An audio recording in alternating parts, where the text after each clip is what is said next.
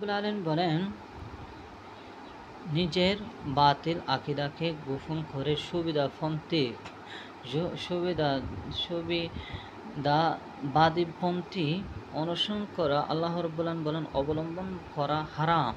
এই সমস্ত কার্যকলাপ করা হারাম।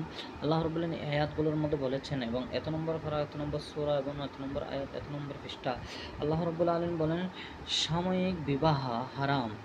এটার জন্য আল্লাহ রাব্বুল আলামিন এই সমস্ত আয়াতগুলো নাযিল করেছেন এবং সূরা নম্বর, আয়াত নম্বর, পৃষ্ঠা নম্বর আল্লাহ রাব্বুল আলামিন এভাবেও বলেছেন নারীদের জন্য পর্দা অত্যাবশ্যক। নারীদের জন্য পর্দা করা অত্যাবশ্যক, সে ব্যাপারে আল্লাহ রাব্বুল আলামিন এই আয়াতগুলো নাযিল করেছেন। আপনারা দেখতে পাচ্ছেন আয়াতগুলো স্পষ্টভাবে, তারপরে সূরা, তারপরে আয়াত নম্বর কত নম্বর পৃষ্ঠা রয়েছে সেগুলো দেখাচ্ছে। তারপরে আল্লাহ রাব্বুল আলামিন পুরুষে বলাৎকার বা বায়ু সঙ্গম করা হারাম। আল্লাহ রাব্বুল আলামিন এই আয়াতটি নাযিল করেছেন। কেননা আমরা জানতে পারছি যে হযরত লূত আলাইহিস সালাতু ওয়াস সালাম যুগের মধ্যে এক জালেম কওম ছিল, তারা পুরুষে বলাৎকার এবং নারী বলাৎকার করত। যার কারণে সেই ঘটনাগুলো আমার নবীকে বলেছেন আল্লাহ রাব্বুল আলামিন এই আয়াতগুলো নাযিল করেছেন।